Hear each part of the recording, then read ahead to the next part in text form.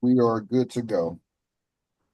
Wonderful. I would like to call to order the meeting of the Personnel and Administration Committee for Thursday, April, what are we, 24th, 2025. Madam Clerk, please call the roll. Vice Chair Combs, Present. Alderwoman Clark Hubbard.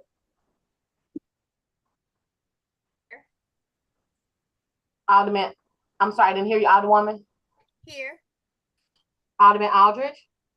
Present. President Green.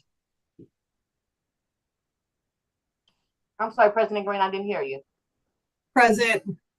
For present, you have quorum. Quorum being present, I will entertain a motion for the approval of the minutes from Thursday, April 10th, 2025. So moved. Second. Madam Clerk, please call the roll. Vice Chair Combs, Aye. Alderwoman Clark Hubbard, Aye. Alderman Aldridge, Aye. President Green. Aye. 4 aye votes.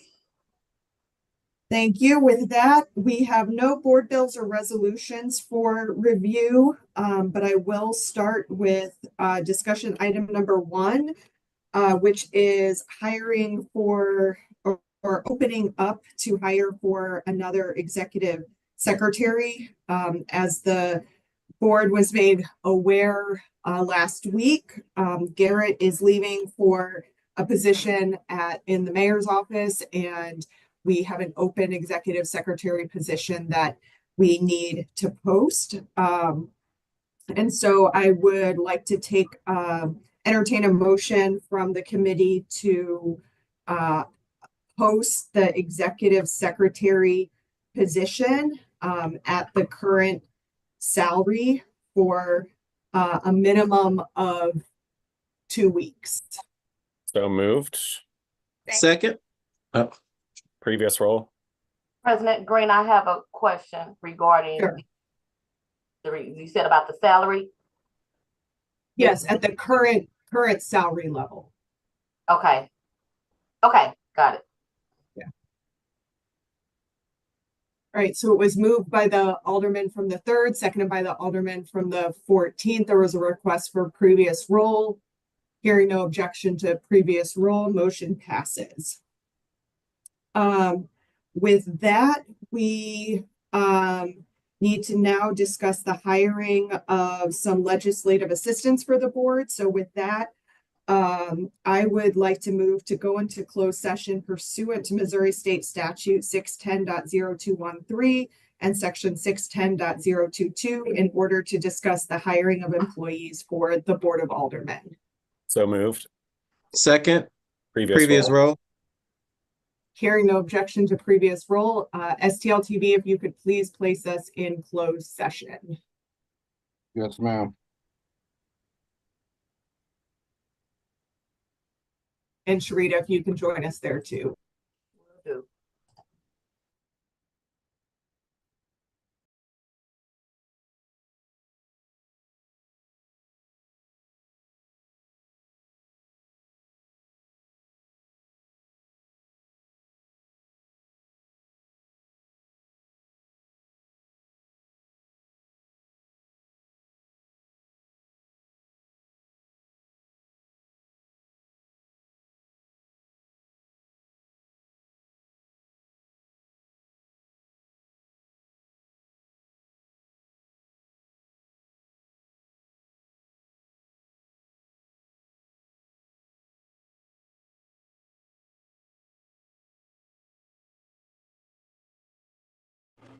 STL TV, this is Jay Nelson. Alderman Matt Devotee should be entered into the closed session.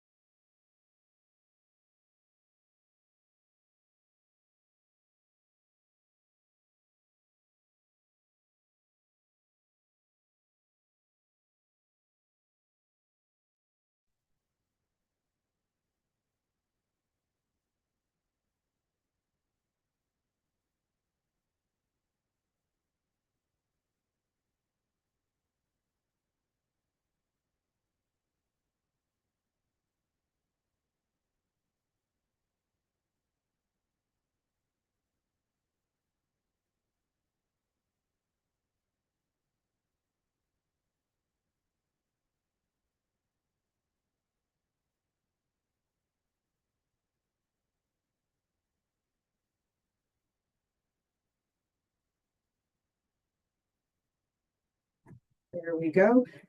Right, moving on with our agenda, I'll take up discussion item number 2, stamps and postage. Director Ingracia will discuss on behalf of Tracy Billups. Director Ingracia. Thank you, Madam President and members of the Personnel Committee. Tracy Billups, who's the administrative assistant, was not able to be here today, but I just wanted to bring to your attention that she has mentioned to me that the board is running out of stamps. One of the things we'll be discussing further along in the agenda is the renovation projects that we are considering for fiscal year 2025. The biggest reason we have such a large pot of money left over is because aldermen have not been utilizing Multigraph, which is the city's in-house print shop, to send out mailings. And so Tracy, I guess, has been going through some. I know I gave her the ones that I had left from when I was an alderperson. I'm not sure where she's been getting the other ones. But at some point, personnel will need to make a decision about whether or not to purchase stamps. I will work with her because I unfortunately don't have the information about how many stamps per month she thinks she needs. But stamps right now are about they are 73 cents per stamp.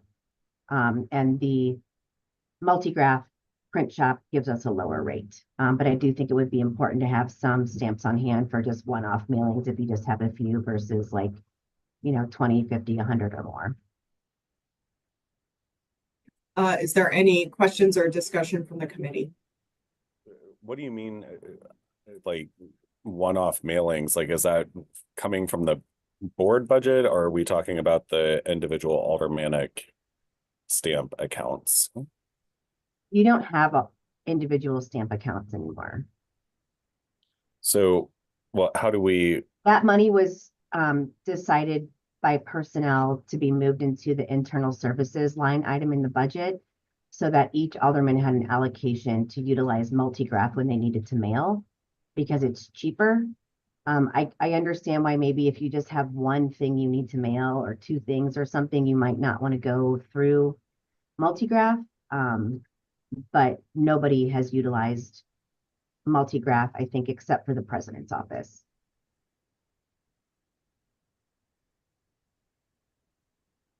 So I guess the question I have is, has there been any thought or pricing out just getting a postage machine for the board for those types of one-off, mailings that, sometimes you just need to send a get well card or something to a constituent or a piece of information to a small number of constituents instead of sending, something in bulk.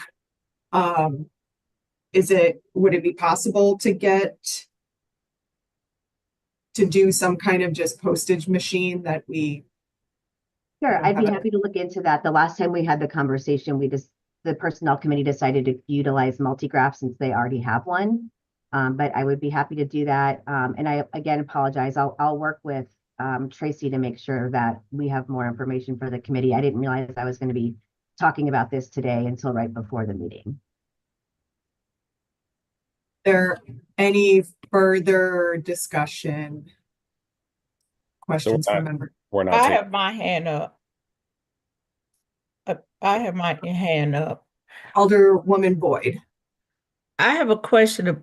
I'm like Alderman Cone in regards to the Multigraph. So how was that done? Because what do you send things to them to do mass mailings from your ward? So is it a limit or is it a budget for that, or how does that work?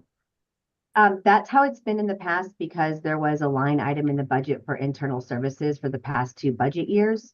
I believe that line item was cut since we had to shave down our budget pursuant to the budget director to make sure that we were able to pay for everything we needed to. So yes, there had been multiple communications that went out in the past about the process by which you would utilize Multigraph. Does that answer your question, Alderwoman? Yeah, I guess I'm kind of concerned because when I do mailings for the ward, I take it out of my account. And I not from the Board of Aldermen, I take it out of my account and I just send the mailings out. So that's why I was asking, is it a certain budget that we have that we're supposed to utilize to do the mailings? Because, and I'm looking at the way they reduced it to 14 wards and you have more people to reach. It seems like it should be something in regards to communication to the constituents. And I just don't believe everybody can get to every door. So multi-graph is great, but I'm just trying to figure out, you know, I'm just trying to figure that out and map that out, how that would look. Yeah. So Shane, did you use multi-graph in the past with that, for that? So I use Multigraph for the printing of Good Neighbor guides, but I did not use them for postage. But and my apologies, I thought we were operating underneath, similar to the Good Neighbor guides, that there was Right. somewhat of an allocated budget for each alder person with respect to it. So it would have been in a line item for the entire board over at Multigraph, but then there would have been kind of individual accounts, if you will, set up for each alder person in terms of the amount of postage that they would have been allotted. One thing that I was still unclear about, and I'm not sure if we ever got to a resolution on it, but it was a concern of mine, which was if we go over to the postal meter, system, in the past, we would have been able to accumulate postage to be able to do larger mailers. Whereas if, with the meters, if we only have a certain allotment per year, are we able to roll that over from each fiscal year into another? Because, sometimes we're told yes, sometimes we're told no. Board of Public Service, obviously with Ward Capital, we have pools of money that are still delimited by each fiscal year, and you spend down money in those fiscal years, and then the new fiscal year amounts are available too. But on any given project, it's based off of whatever's allocated in that year stays in that fund bucket until it's spent down. So I was thinking that the postage would operate kind of similarly, but it doesn't sound like it is. It's just in one account for the board, and then we're kind of self-policing it. Right. No. That's Okay. why No, I asked the there's- question. That's There's why I asked. there's individual accounts for every alder person. So there is tracking for how many each person uses. Because I'm trying to look back now, but personnel previously allocated a certain dollar amount, for every office. And Right. and so the use at Multigraph is counted against that. I'm trying to find the emails we sent out now. So I guess I'm asking this, this the question I'm asking, because I hear what Shane said about the mailing of the Good Neighbor guides. And so I have mailed out the Good Neighbor guides. And then I was coming back and they said, you can't do it anymore. You didn't mailed out your Good Neighbor guides. So that's why I'm confused. That's why I was asking, Madam President, was it a budgeted amount for Multigraph for, mailings? Yes. And so I know you get the 200 stamps. So what I'm hearing is it's a budget amount for the Multigraph plus the 200 stamps. That's what I'm hearing? Correct. Yes. Okay. And so I never got the budget for the Multigraph. That's what I was confused about, because they kept saying, Alderwoman, you used all you had for the Multigraph, because I just told them take all my Good Neighbor guys and send it out to my constituents. And then when I came back and I said, well, I didn't have enough, they said you can't go through Multigraph anymore. So that's why I was confused. Yeah, I'm trying to find the dollar amount that we set before. Sorry, I don't have that. I'm happy to provide some clarification, but Alderman Aldridge also has his hand up if he'd like to speak first. Okay. Alderman Aldridge. No, I was I think Alderman Cone covered it. I mean, I do remember in personnel, we talked about having outside of the individual stamps that each alder has an account for Multigraph to get stuff printed. I know at one point I almost used Multigraph to get something printed, and I've talked with Tracy where then with that same account, I think they could use the pre-sort to send it out. But I guess I'm curious because I heard that, alders didn't use that account, and I know the alderman said maybe it rose over. I know typically Paul Payne looks at it, and if it's not being used, try to cut the fat. So do we know how much was not utilized? And I do remember the emails being sent out from personnel, but how much was not utilized from the board in that account? That I don't know that I have. Jay may have that, but I did find the number here. So this is the from the email that we sent out to the board previously. First one was sent December 7th, 2023. That let's see, each alder person has $7,600 for fiscal year 24 to send out meter mail. And each alder person has $1,300 for fiscal year 24 to print items outside of what the full Board of Aldermen budget covers. So that's for the previous fiscal year, that is what we had allocated to each of those line items for per alder person. So I guess my question, Alderman, sorry, I'm sorry. Jay, do you have an update on how much was Yes. used from that? Yeah, so in the previous budget years, the Personnel Committee had decided to budget $114,000 for this program. That money was basically not utilized. Our office utilized between 10 and 11,000 in those previous years. Going into this new FY budget, when you receive your budget books, you will see that Paul decreased that by 75,000 because alders were not utilizing the program. So I guess, is that fair? Did anybody reach out to say Alderwoman Keys and said you did not utilize your, you know what I'm saying? Nobody said anything that it wasn't utilized. So now you just cutting it off. And from what I'm hearing, people didn't even know you could utilize it. Well, I would say to that, Alderwoman Boyd, there was several communications from our office and from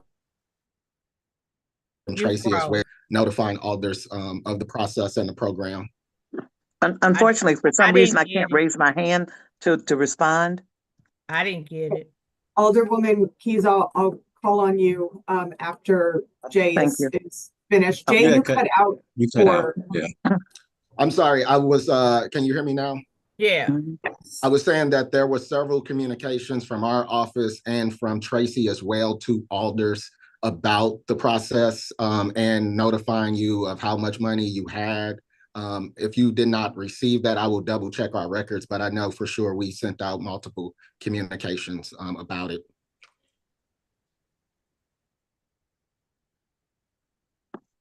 Alderwoman Keys. Thank you, Madam President. So when I had my Good Neighbor guides printed, they were delivered, and I thought that I had enough to at least cover the people who had voted in the last election. I found that I had 700 and some odd pieces. I contacted Tracy. I said, hey, I need more. So eventually I got more, but still never to the extent that I would have needed.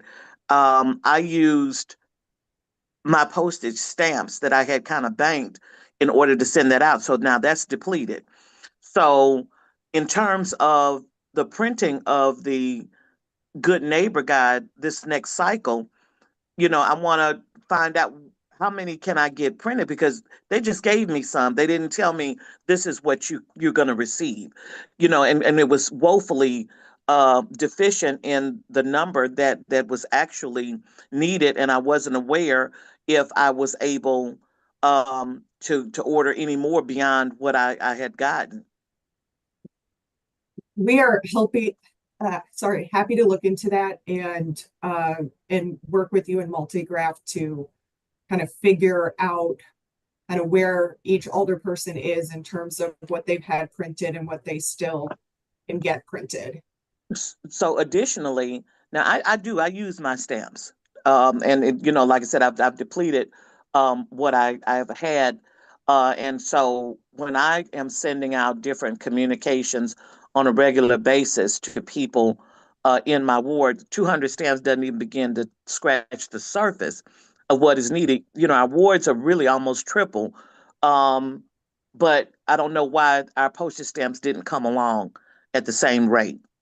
Yeah, so we don't provide postage stamps anymore. The postage goes through Multigraph. And so every alderperson for this last fiscal year had $7,600 to send out metered mail through Multigraph. It's a discounted rate. So it's cheaper to send through Multigraph than it is to put individual stamps on every piece of mail. And so you don't need your stamps to do that. Those bulk mailings can be sent via Multigraph, and you have a budget there to pay for those. Okay, so for instance, I had a situation where an entertainment group, Heatwave, came to St. Louis. They wanted additional commemorative copies, sent to each member of the band. I shouldered that expense out of my own pocket to do that for them because I had to have a special type of envelope and packaging in order to send this various places throughout the United States. So in an instance like that, because when we do have people to come in and they do want commemorative copies, is that something we're going to take to Multigraph? Can we just, get something to take it to the post office? How's this going to work?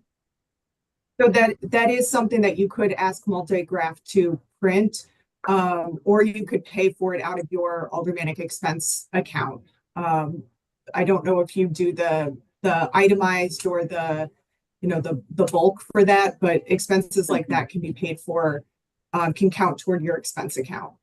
Right. So I don't use the expense account in that way. So, well, okay, then thank you. I have the answers I needed. Thank you. Okay. And if you need help with Multigraph, just let us know. We're happy to help. Oh, last question. So whatever I didn't use, is that still there? That's what I was going And to is that rolled over so that and added to what we will currently have?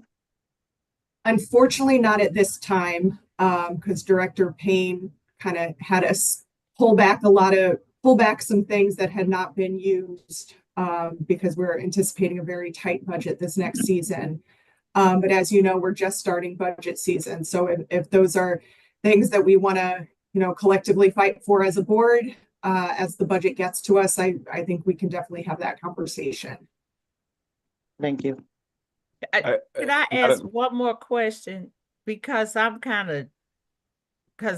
so now I'm hearing we don't get to 200 stamps, right? Correct. Okay. It's through but we'll have the Multigraph. So Correct. I'm kind of like Alderwoman Keys. So for 2 years, I'm assuming 2 years, that we didn't use the budget for Multigraph. I was going through the emails to try to see because I never saw anybody saying, hey, you didn't use this for your printing. So that's why I'm just trying to figure out. So now Paul is saying, oh, we're going to cut this back because they're not using it. So I just wonder how many other people don't know that they can use it. You know what I'm saying? It's not making sense. I'm not gonna say it's not fair, but I just feel it's not making sense. And I think we can definitely have that conversation through the budget, as we get the budget to the board and go back to Director Payne and kind of, if we need to make a plea that, it was new transitioning over to this system from having physical stamps to the Multigraph system, and older people would like another chance at using their mail budgets before being clawed back, and see what he's able to work with us on that. So I think this is the time to be having those conversations, given that budget will be to us very shortly. Alderman Cone, did you? Sorry, I keep getting these pop-ups. not to belabor the, stamp conversation, but we know it's going to happen every session at the beginning of session. So, I guess my thoughts on this is, if we're going to use multi-graph exclusively for postage, which, I'm fine with, my concern is that we either need to then be able to fund every year a ward-wide mailer, because if we're going to get in the situation where we only get a certain allotment of stamps every year, and then oftentimes some of us try to accumulate those so that we can do larger mailers.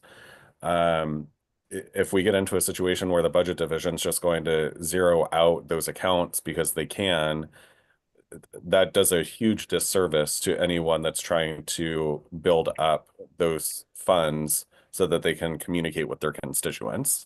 So we either need to make him aware that he's not allowed to touch those funds, period, or we need to do a budget that's large enough to do ward-wide mailers every single year, so that alder people have the opportunity to do that. Agreed. Without And when we having to set, worry about that. yeah, and when we Sorry. set those dollar amounts for postage and for printing, if you recall, Alderman Cone, we did that so that alders could send a ward-wide mailing every year.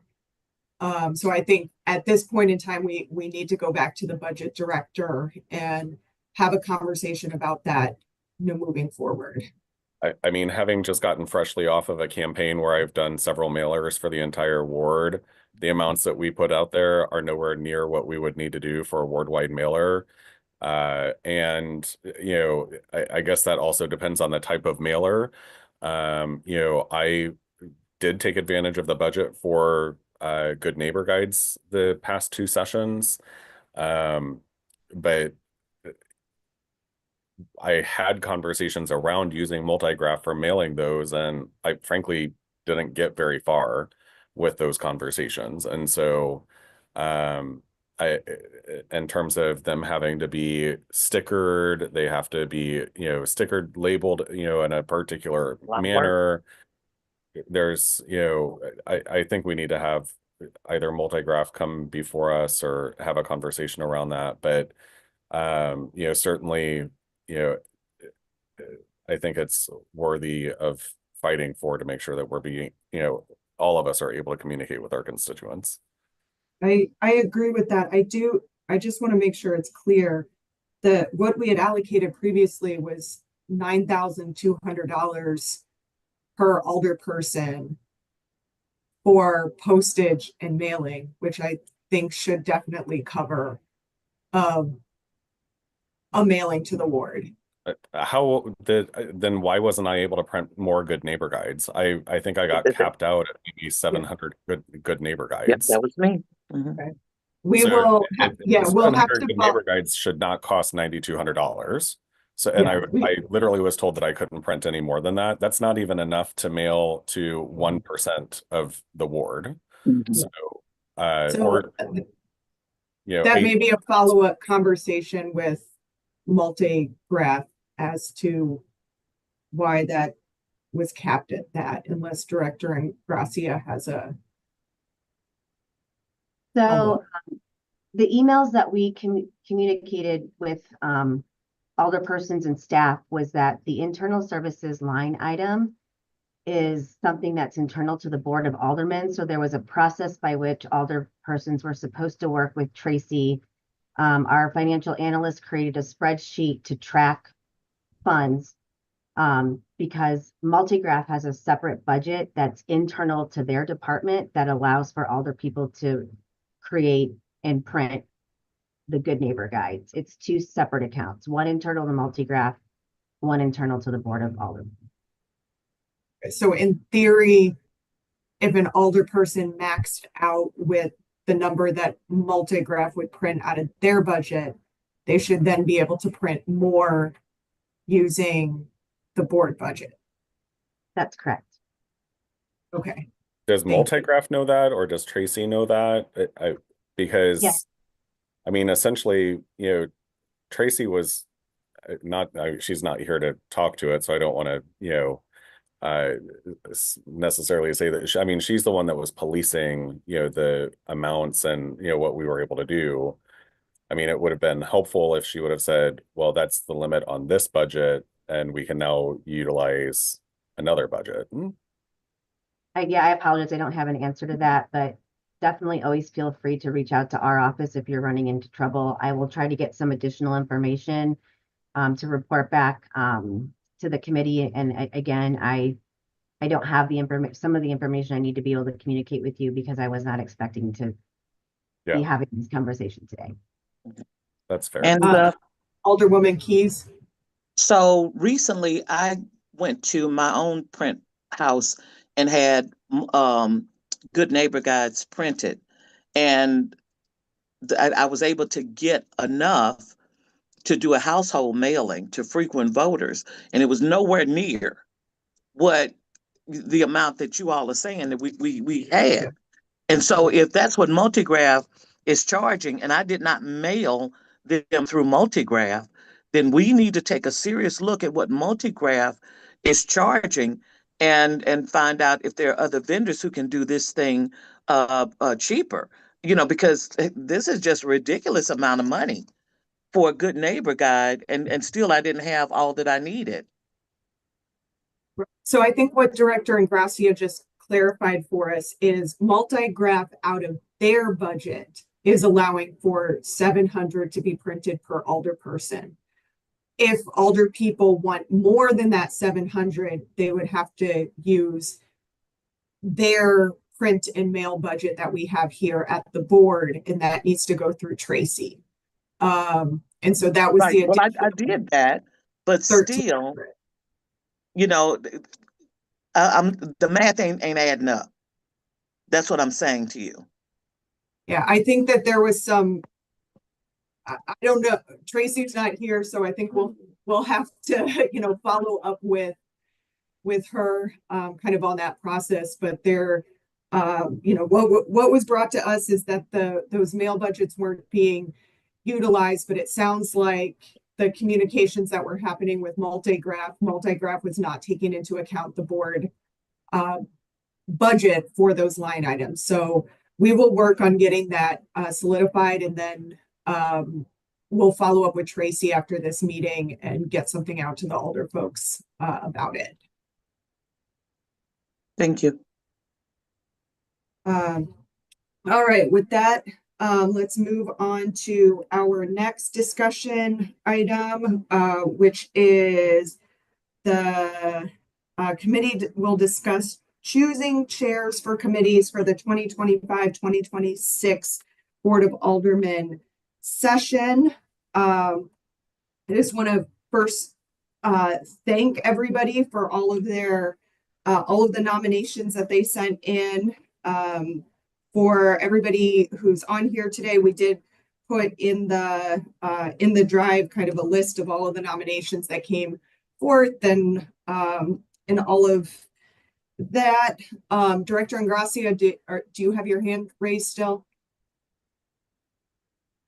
I do. Thank you, Madam President. I wasn't sure if you still wanted to have me go first to go over the renovation project, since I have a meeting, and then go back to the. Yeah, sorry, I had that later on the agenda, but we will, yes. Sorry about that. We will go back and so that you can get to your meeting. And if you would like to, we'll go to discussion item number 4, if you would like to discuss the renovations. Great, thanks so much. Are you all able to see the screen okay? Yes. Okay, wonderful. So at the last personnel committee, the committee members approved looking into what it would cost. We know we need new flooring in all of our office spaces and new office furniture. I think it's been since like the mid 1980s that we've had new furniture or flooring in here. And so if we move forward with all of the work that needs to be done in 230, 232, and 234, we would be at likely around $185,000. And so what we have left over for this fiscal year, which we need to spend pretty quickly is around $140,000. So the proposal before you is a spreadsheet of two bids, one which we received from Warehouse of Fixtures. That would allow for all of the office spaces in 230 to receive new office furniture, desks, chairs, cabinets, and then allow for flooring. There's two options at the bottom of the spreadsheet. One is carpet tiles throughout the office space. The other is putting laminate, which is sort of like a fake wood looking flooring, and that would be in the main areas, and then carpeting in the offices. So if we move forward with these projects, we would spend around $120,000, and which would give us about a $20,000 contingency. One of the things we're not aware of is whether or not we are going to encounter any issues with remediation, such as asbestos, when we pull up the flooring. That was an issue when we redid chambers. And so just wanted to take questions from the committee and hopefully come up with a decision today on what we would like to fund with the remainder of fiscal year 2025 funds, because we need to have those moving pretty quickly before the cutoff from the comptroller's office. Are there any questions from members of the committee? Alderman from the 14th. Thank you, Madam Chair, members of the committee. I stated, I guess I just see you present, I guess maybe just green is, oh, okay.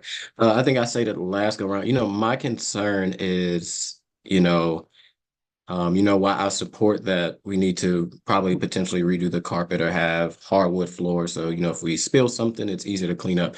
But my concern is just the timing of potentially doing the changing of, not only the changing of the carpet, bringing in new desks. My second kind of question to that is like, what's going to be the size of the desk? I think we said they'll be the same as the LAs that they have in the LA suite. And I know those desks are quite long.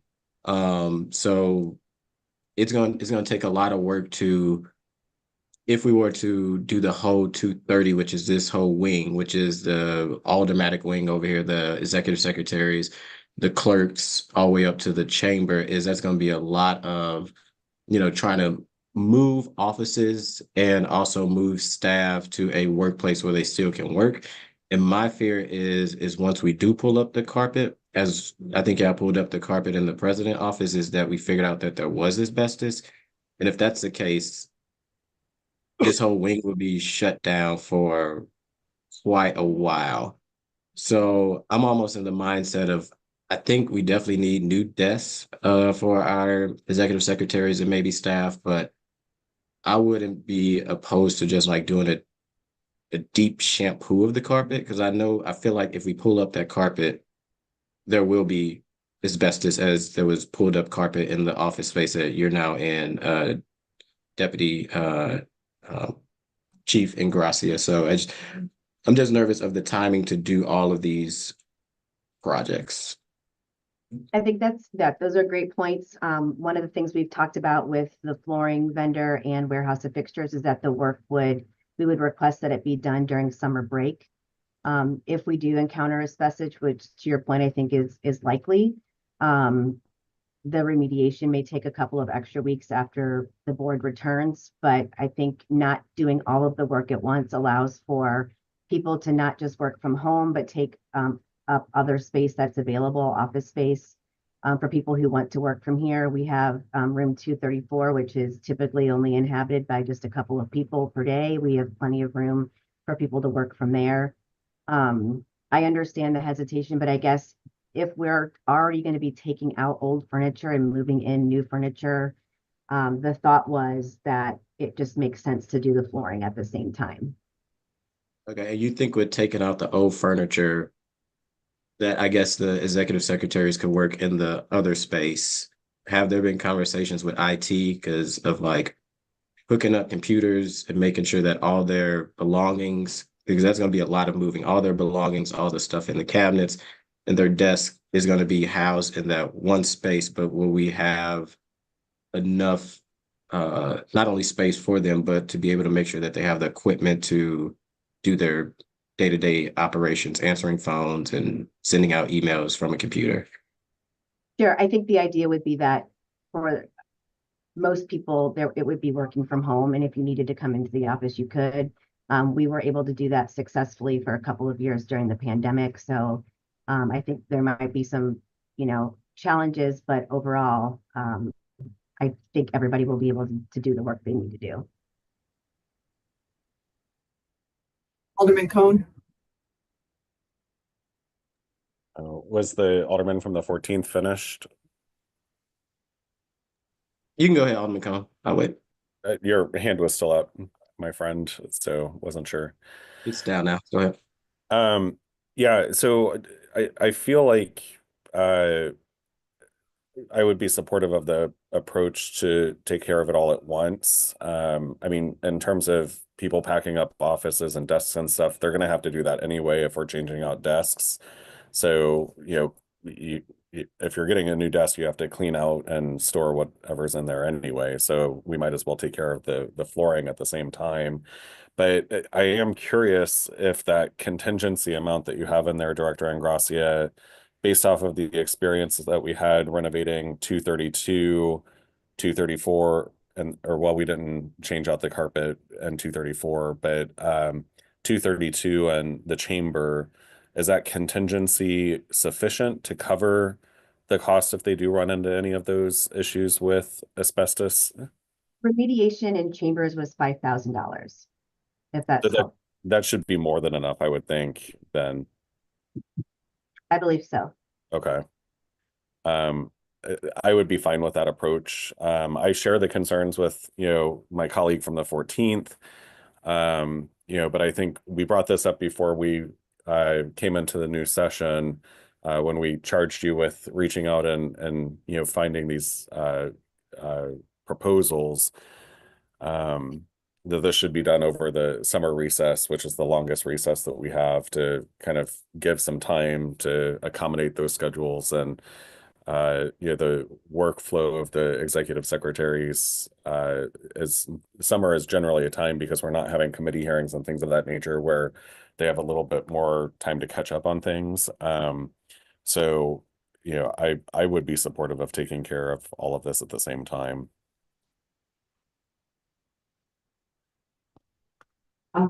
Alderman from the 14th. Thank you. Just a few more questions on the desk. So again, do we know the length of the desks? So I'm assuming they're going to be the same as in the LA suite, correct? No. If you can see on the description, they're different lengths and widths of desks. Warehouse of Fixtures walked through with Tracy and I had measured all of the office spaces to make sure that the desks would fit for the size office that the person has. Okay, and I know a lot of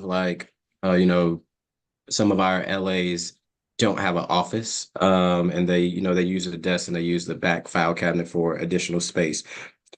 Will these desks have drawers for them to put additional items that they already currently put their items in, or are these I think the one over there that don't have drawers, it's just a stand up or stand down? It's a desk. It will have one of the pen holder drawers underneath it, and then a standalone cabinet. I don't know. I can't think of anyone on your side right now who has the old desk, the metal desk like mine, or anyone in our policy suite has, where the metal drawers are attached on the side. It would be a standalone cabinet. Okay. Is there any further discussion related to this item? If not, then I would entertain a motion to approve up to, Director Ingracia, can you scroll down so I can see the full? I would, if you could approve up to 141. Okay. I would entertain a motion to approve up to $141,000 to upgrade the flooring and desks and fixtures in room 230 and 234 and 234, whatever it is. Yeah. Quick question. 234, is that where's 234? That's the offices that the senior offices outside of the LA cave, but we also never redid the carpet and the legislative assistant area either. Okay, so we potentially will be doing both sides that may have asbestos, I'm assuming in both sides that will, it would be good to know maybe a time frame because like I think what Alderman Cone brought up, if there is a asbestos remediation, you know, on both sides of the wing of the board, like the board will basically be, you know, shut down and maybe I guess we'll be back in the Kennedy room, depending on if it's over there by the clerk, they would have to close off that chamber side. So we'll most likely be back in the Kennedy room. It's just, I think my concern is timing. I understand we'll do summer break. And then the second one, have we decided if we're going to do the carpet or the hardwood? So first answer is, this is just for room 230. So we would not be doing the work in 230 and 234, or we're not doing the work in 232 or 234 at this time. It's something that the personnel committee can discuss for possibly fiscal year funds in the future. This is just for what we have in 2025, and the amount we have fits in nicely with everything that needs to be done in 230. And I apologize. What was your second question? I think I went out. I'm sorry. Yeah, have we decided if we're going to do the carpet or if we're going to do the hardwood? I think it would be good for at least the personnel committee to maybe take a look at the city councilor's office just did laminate floors and common spaces and carpet tiles in the offices. So I would like for you to maybe take a look at that and decide what your preference is, because it looks nice, but it's not, I mean, if you're a hardwood fan, you can tell that it's not, you know, it's luxury vinyl. It's not actual hardwood. But the estimate that I gave included the most expensive, which would be around $30,000 for carpeting and laminate versus $22,500 for all carpet tiles.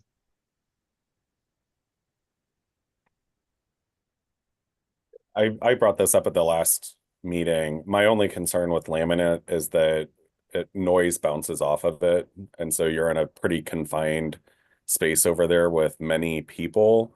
And so, especially since everyone is on the phones a lot over there as well, and there might be a couple loud talkers like that could be problematic for people trying to talk on the phone or concentrate even. Yeah, I'm happy to ask the city councilor's office if they've been experiencing any similar issues, and I can ask the manufacturer or the vendor for the flooring about that. Yeah, I'd be curious about that, Director Ingrassia. Also, the city councilor's office is slightly different because they're a little more spaced out than we are, and that particularly in room 30. So I would be interested in that because I wouldn't want to create any further, issues. But it is cleaner. Obviously, it's easier to clean than carpets, but the whole purpose of carpet tiles is that if it does get stained or, has problems, hazardous, safety issues, things of that nature, then you can just take that particular tile up and replace it as we did in the LA cave, with the new construction that happened over there. But just my thought. I'll get that information to you at the next committee hearing. Okay. So with that, I will entertain a motion to approve up to 141,000 to update room 230. So moved. And 234. No, just 230. She just said that just 230. But do we need that entire amount for just 230 though? Correct. I thought And then, yes, Okay. and then we'll be coming back to personnel. We're doing a phased approach to get these upgrades in. Sorry, I thought the 141 was for both 230 and 234. Okay, all right. I move that we approve up to 141,000 for updates to carpet and furnishings for room 230. There a second?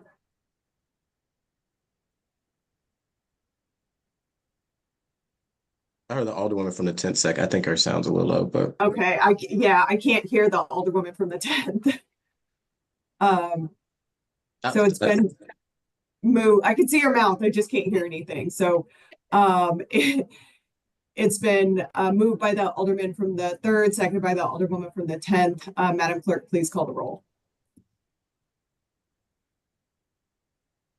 Vice Chair Cone, Aye. Alderwoman Clark Hubbard. I can't hear you. Thank you. Alderman Aldridge, Present. President Green, Aye. 3 aye votes and 1 voted present. Great. By your vote, you sustain the motion. I have now been told, we have received Alderwoman Tyus's hiring. Do we want to take that up now, or do we want to put that at the end? I'm When you fine. say I was gonna say when you say received, We have received communication from Alderwoman Tyus for who the preference for hiring. Do we want to go back into closed session, or what do we want to do, committee chairs and then go back into closed session? if we do go into closed session, I just would probably vote present because I just want to make sure if we pick somebody, it's exactly, and not saying the communication received is not true, but I don't want to be in no position where we pick somebody and the Alderwoman is not happy that we moved on something without her because, yeah. It would still need to be voted on by the full board though, Alderman. And I hear Okay, you. well, I'll just vote present. Again, I don't want to pick nobody that I'm not sure. I haven't received any communications, and there's a lot of applications in the drive, so I don't want to make any decisions and it don't be right. But however the committee going to proceed. Sharita? I do have a text message and I spoke with her, so I do have it in writing of her selection, so. If you want to maybe recess or stand at ease and we can look that up. But she did ask if someone could make the motion. Okay, the question is, do you want to Go into take up? closed, yeah. Do you want to go into closed session now, or do you want to take up the last thing on our agenda, which is committee chairs, and then go into closed session? I'm fine going into closed session. Okay, then I will, I'll defer to the rest of the committee though. then I would entertain a motion to go into closed session pursuant to Missouri State Statute 610.0213 and 610.022 in order to discuss the hiring of employees of the Board of Aldermen. So moved.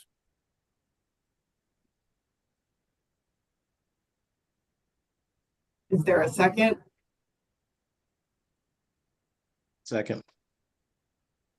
Madam Clerk, please call the roll. Vice Chair Cone, Aye. Alderwoman Clark Hubbard.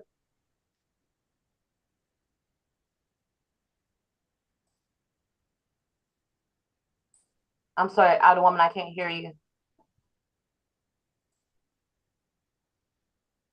Alderman Aldridge, Present. President Green, Aye. Alderwoman Clark Hubbard.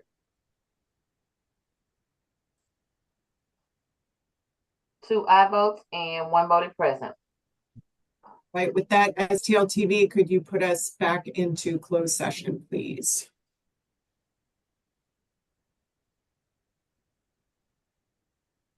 You should be able to join the room. I haven't got a link yet. I haven't either. I haven't either.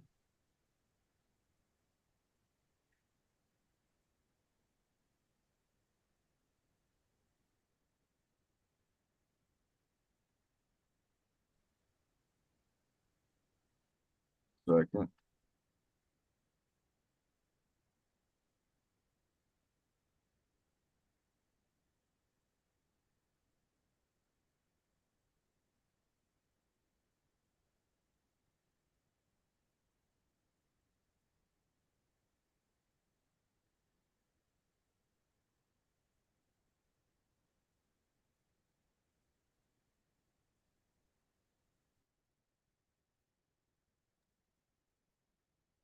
I still don't have a request to join a meeting room. 1 second, please. Thank you.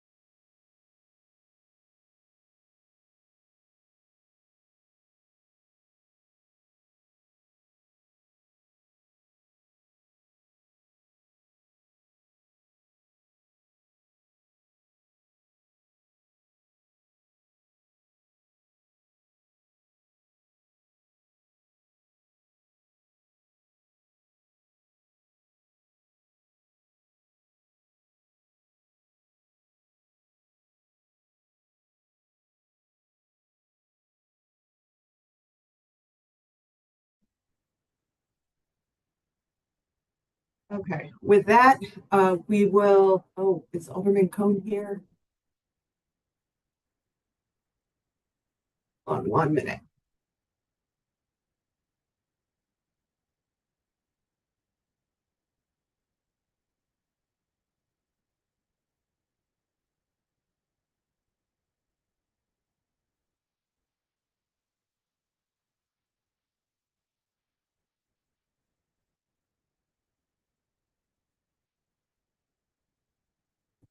We are, there he is. All right, with that, we will move to our final item on today's agenda, which is the selection of committee chairs for the 2025-2026 Board of Aldermen session. First, want to thank everybody for sending in their nominations. We had quite a few. I think the way I want to go about this is to first take maybe the easy ones, the ones that maybe only had one person who was nominated as that committee chair or for committee chair. And so let's start with Health and Human Development, where it looks like Alderwoman Boyd was the only member of the Board of Aldermen to receive a nomination for chair of that committee. Alderwoman from the 10th. Thank you, Madam President. Can you all hear me? Yes. Okay, I just think since we are doing this publicly and it's being shared in live and airstream, that we should probably give live stream, rather we should probably give a little more context into the nomination process and how we got to where we are today before we start moving forward. Great. Yeah, happy to do that. So for anybody who is just tuning in after the board meeting on Monday, email was sent out to all members of the Board of Aldermen from the Leadership Committee asking them to nominate either themselves or another alderperson for committee chairmanships. Those emails had to be into leadership, I think by 1:45 p.m. yesterday, and all those nominations have been assembled into a document so we could see who all was nominated for each committee, how many nominations each person got for that committee. Some alder people wrote, some nice paragraphs about why they were nominating certain folks for certain chairmanships. And so those have all been compiled into a document that's in the drive at the moment. And then what we will do today is go through those nominations, and as leadership, we'll vote on those chairmanships. So Alderwoman Clark Hubbard, is there anything else you would like to add to that? No, that was perfect. Thank you. Okay, great. Alderman Aldridge. Thank you. And just to add on to that, with that nominations, I want to be clear that all those nominations are in the drive. So for alders who are online, and I know we'll probably talk about that, but every alder should have received the nominations, who nominated them, and how many nominations did they get for that as well. Great. So with that, I think I would like to go back to the Health and Human Development Committee. There was only one alderperson who was nominated to chair that committee. That was Alderwoman Boyd. And so I will take discussion or a motion on that chairmanship.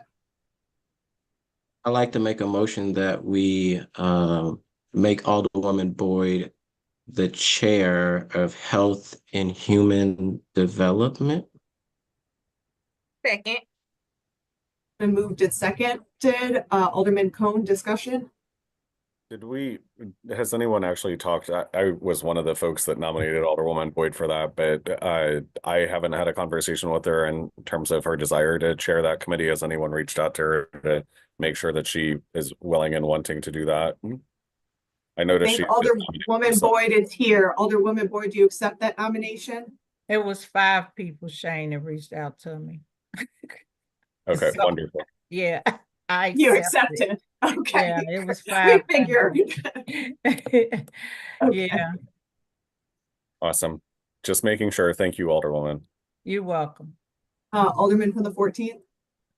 Yeah, just on discussion outside, I do think this is a good pick for the committee. I know the Alderwoman from the 13th have chaired this committee for the last 2 years, and I know I sent the email out saying if this was one that she wanted to be on, because I know she has done it very well the last 2 years. So I think this would be a really good pick to move the board forward for this committee. Well, with that, it had been moved and seconded. Madam Clerk, please call the roll. Vice Chair Cone, Aye. Alderwoman Clark Hubbard. I'm sorry, I didn't hear you. Alderman Aldridge. Aye. President Green, Aye. 4 aye votes.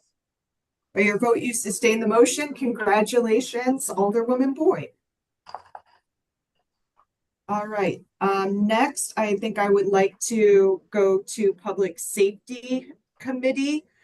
We had 2 nominations for Public Safety Committee. We had Alderman Ryan and Alderman Oldenburg. I will open it up for discussion and or a motion on those nominations.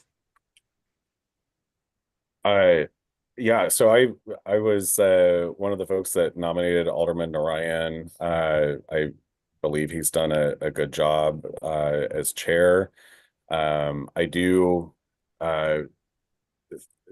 little concerned that we're using the nominations as a voting process instead of what it means to just have someone nominate you. So I was not familiar with Alderman Oldenburg's intention. I don't know if he's still on the line. But I do think it's worth having a discussion around, since there are only 2 people nominated for this committee. I don't know if Alderman Narayan's on as well, but just have them speak to their desire, qualifications, interest, etc. I mean, I'm happy to do that. We did not tell other people in advance that that was something that they could do, and I to make sure that they would all be here. I'm happy to allow the older people that are here to speak. I also just want to be cognizant that not all older people who are up for chairmanships are here, because I don't think it was told to them that they could come and plead their case if they wanted to. Alderman for the 14th. I actually nominated Alderman Narayan and Alderman Oldenburg. I've served with Alderman, actually both alders on the committee, being the vice chair of public safety. I think Alderman Narayan has just demonstrated like really good leadership. It's an interesting committee to balance. A lot that has went through the committee has been focused on public safety with policing, but we've addressed things like the CJC and which in the jail, which can bring a lot of emotions out of the community. And sometimes we had to move things around to make sure that we accommodated the community, and also serve with Alderman Ryan or Oldenburg, who's been good on the committee. I did notice that someone else had sent out an email for Alderman Oldenburg for several committees, so I reached out and asked him if he was interested in the committees and wanted me to do the same. So we didn't get into the details of various committees he was interested in, but I did nominate him for that also because I seen that others had said he was interested, so I asked him and he told me do so, so I did so.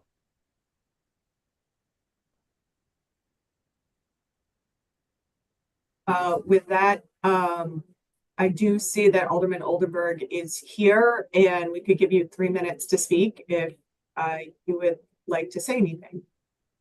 Sure. Thank you, Madam President. I don't necessarily need to plead my case here, and your point's well taken, Madam President, on not necessarily inviting folks to do that here. But I thought it important really just to press upon the leadership that Alderwoman Boyd and I came in the class of 2017. We're currently the third senior ranking alder people.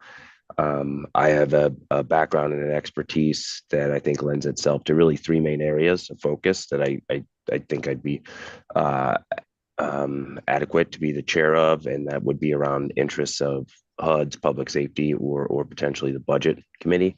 So that's where I sort of let folks know my interest levels lie. And I do think it could just be important to not ensure, but to give good notice that the top 3 or 4 alder folks of seniority maybe should be considered for committees, chairmanships. I have nothing against Alderman Narayan. I think he ran the Public Safety Committee well. I know that he does want the Public Safety Committee, and probably his only committee he wanted. And that's it, where he said he had interest. So I'll leave that bit of information with you as well. I appreciate it. Thank you. Sure. Any further discussion from the committee? If not, I would, and Alderwoman Schweitzer. Thank you so much, President Green. You know, I think this is a big responsibility on leadership to make the decisions about committee chairmanships and who does what. And, you know, it's going through it the way that you all are with picking each committee one by one. You know, it's interesting because then the kind of pool will get smaller and smaller as the committees go down the list. So, you know, I nominated Alderman Oldenburg for a few different committees. And so I know we're talking about public safety right now, but I just want to make sure that people are being fairly considered for every committee. And it's not necessarily just, you know, going through the list and checking them off so that people are not being considered for other committees they might be interested in. But, you know, I'm going to obviously let you all run the meeting and decide how you want to do things and what works for you. I just wanted to make that point, and I appreciate your time. Thank you. Alderman from the 14th. I want to know if it's okay to ask the Alderman from the second a question. Sure. Alderman from the second, would you yield to a question from the Alderman from the 14th? Sure. Alderman, you may proceed. Thank you, Madam President. I think like the Alderman from the first said, I know there's at least maybe 3 or 4 committees that you're nominated for, Alderman. Let's say public safety, we'll get to potentially HUD's, budget, and transportation commerce.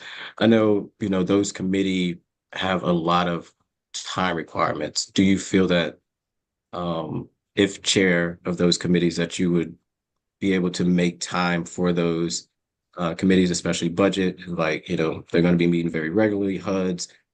Sometimes meetings change because it's a heavy committee with development.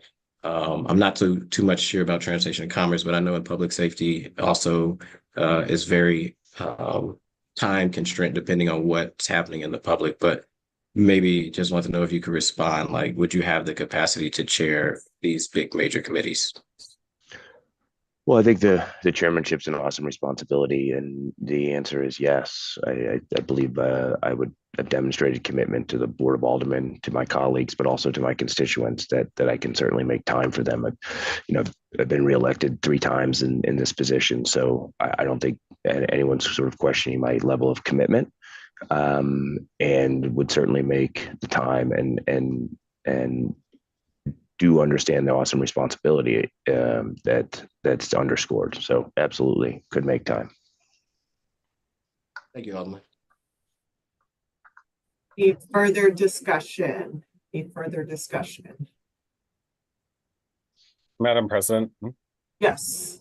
not necessarily pertinent to public safety directly, but to the Alderman of the First Ward's point, you know, voting on each committee separately does start to narrow the pool down in terms of where members might be able to find a chairmanship. Do we want to have discussion around each of the committees first before taking up votes on any of them, just in case we, you know, have a desire to put someone somewhere that might need to, you know, shift some of the, you know, folks around? I don't think I'm quite understanding what you're saying. So instead of taking up each individual committee for a vote right now have a discussion of this slate of committees as a whole first. And then, get a sense of where people are with each of the committees before taking them up for a vote. I know we've already voted on Health and Human Development, but before There was we, only one nominee there, so only one person who was eligible. right. So, but before we start going down the rabbit hole and narrowing the number of committees that people would be eligible for a chairmanship role, because we're voting on them as we go through them. Instead, since the rest of the committees now have multiple nominees, having a discussion about each of the nominees, where people are, thoughts on those, so that we can, then make a kind of collaborative group decision on the slate of committee chairs. If the committee would like to proceed that way, I'm fine proceeding that way. Alderwoman from the 10th, Alderman from the 14th are you good with that? I'm fine. I'm not sure if you can hear me, but I'm fine. I'm trying to work with my computer for this access, but can you hear me? Yes, yes, Okay, we yeah. can. I'm fine with that. This is new for all of us, right? So we're all trying to navigate this process and doing it this way. So I'm fine with that. Alderman from the 14th. Yeah, I'm not opposed to it. I'm just trying to get an understanding. So if we end up just talking about who's all nominated, we still won't be making like the decisions. Or Alderman from the 3rd, are you wanting to talk about each category and who is all nominated just to have a conversation about it and then come back to vote for each one? How are you envisioning, after we talk about it, figure out who goes where outside of the nominations? Yeah, I think we should probably start from the top and go down. Whether that's, the perceived significance of the committee or what have you, or the number of nominees on each committee. HUD's, I think, has the most nominees on it. I'm just going through the spreadsheet here real quick. There's 5 nominees for HUD's, 4 for TNC, 4 for budget, 4 for legislation and rules. So just kind of talking through each of those as and voting on them after we have the conversation about each of them. I'm not opposed to that. I'm not opposed to it. So do we, I guess we already on public safety, and I think we talked Yeah. about it. I do see the Alderman from But the 4th is here. there's no motion on the table for it. So if we want to open up and have a greater discussion about kind of committee chairmanships in general, first, I think I am happy to do that. I am. Again, I know that we gave time to the Alderman of the 2nd to talk about public safety, since that's what we just talked about. And I see Alderman Orion, who is also nominated, is here, maybe to talk about his interests or anything before we maybe go off of it and come Get back. to that. Okay, Alderman from the 4th, is there anything you would like to say about your request to chair public safety? Sure. I'm just jumping on now, so I'm kind of midstream here. But I think I certainly have an interest in continuing to chair public safety. I think over the last 2 years, I've shown that I'm willing to have hearings on anything that either members of the board or members of the community are concerned about, whether or not I necessarily agree with those individuals. I've developed and maintained a great relationship with the chief of police, the former director of public safety, and the chief of the fire department. We've had, essentially weekly meetings, both with public safety and then me with the chief of police and the previous administration. I have a background in this as well, and I would like to continue doing it, and certainly happy to address any questions or concerns that anyone may have. Thank you, Alderman. So with that, we can open it up to larger discussion amongst the committee about all committees. I think I would like to just say a few words, as we're looking at this through a big picture lens. I do think it's very important that as we're looking at this, we are taking into account assigning folks to committees in a way that represents both the racial and demographic or geographical diversity of our city, and hope that when we're kind of making these decisions that we are doing so in a way to make sure that they're that we have both north side and south side representatives, especially given that there have been a lot. Just looking at the nominations, there are a lot more folks that have been nominated from the south side than from the north side, and I want to be, just cognizant of that in our deliberations to make sure that there is an equitable distribution of committee chairmanships. So that's kind of what I'm looking for through this process, as well as a commitment to that committee, and or having showed the willingness to put together kind of a legislative agenda for that committee and work through those things. So that's kind of my high level view that I'm taking to this process, but I will open it up to the rest of the members of the committee. I was just gonna throw out there, since we're going committee by committee, if maybe we wanted to start with public infrastructure, because I do see that Alderwoman Ann is also on, if we want to go to that one next. Well, I thought we were talking about all of the committees now. So do we just want to? Okay, we're not making nominations, but we're just going to talk about them. So should each committee member just, again, that's why I was curious how Alderman Shane envisioned doing this. I mean, there's 13 eligible members of the Board of Aldermen for committees. We have 7 committees out of the 13 eligible people for committees. 9 of them have been nominated for a committee. So we have 7 committees and 9 individuals nominated to chair committees. Out of the people who have been nominated, out of the 9 that have been nominated, 4 of them have been nominated for only one committee.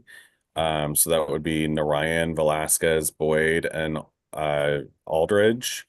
Out of those 4 nominated for only one committee, 2 of them are kind of more junior alder persons.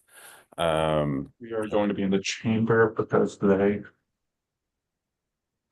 Sorry, I don't know who that was. Schweitzer, Oldenburg, both had nominations for 5 committees. Myself, I had nominations for 4 committees. And then otherwise, Browning had nominations for 2 committees. So, and I'm including in that the special committee on red tape, which is not a standing committee. So Schweitzer otherwise would have had 4 nominations for standing committees, and Oldenburg would have had 5 nominations for various committee chairmanship roles. And so my concern is that he is in the top 4 in terms of seniority at the Board of Aldermen. He's got the most nominations of any alder person. If we're using nominations as a bellwether for whether or not people get a chair role, which I don't think that we should do, because otherwise we should just change our rules to allow for a straight vote from the members on who's chairing committees, similar to what we do with the leadership. I think we're being entrusted as leadership to have these conversations openly and frankly with each other about these committee chairmanship roles. And so I'm talking about, you know, the various data points here. So, you know, I do think that, you know, it's a point well taken in terms of wanting to make sure that we have, you know, the various parts of the city represented in various chair roles.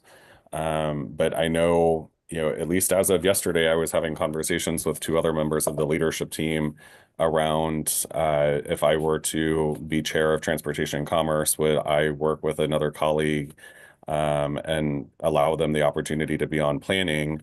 I think that if we go down that path, then, which of course would require that individual to be on the TNC committee, which of course is not the discretion of leadership, it's the discretion of the president's office.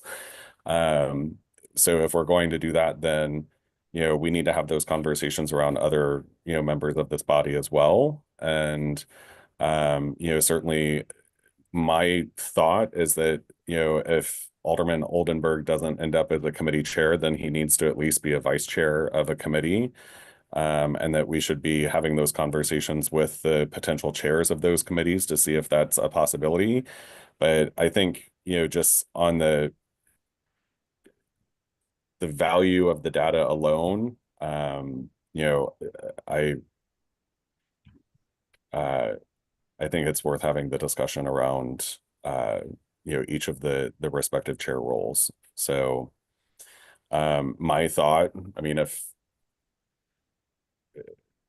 I don't know if Alderman, if you're kind of tossing that for me to kind of frame the conversation in terms of how we move the discussion forward with respect to the various chairs and committees, I'm happy to do that if that's what you're asking. No, I think you Alderwoman just, from the oh, go ahead. 10. I'm gonna let the other one go. And can you hear me?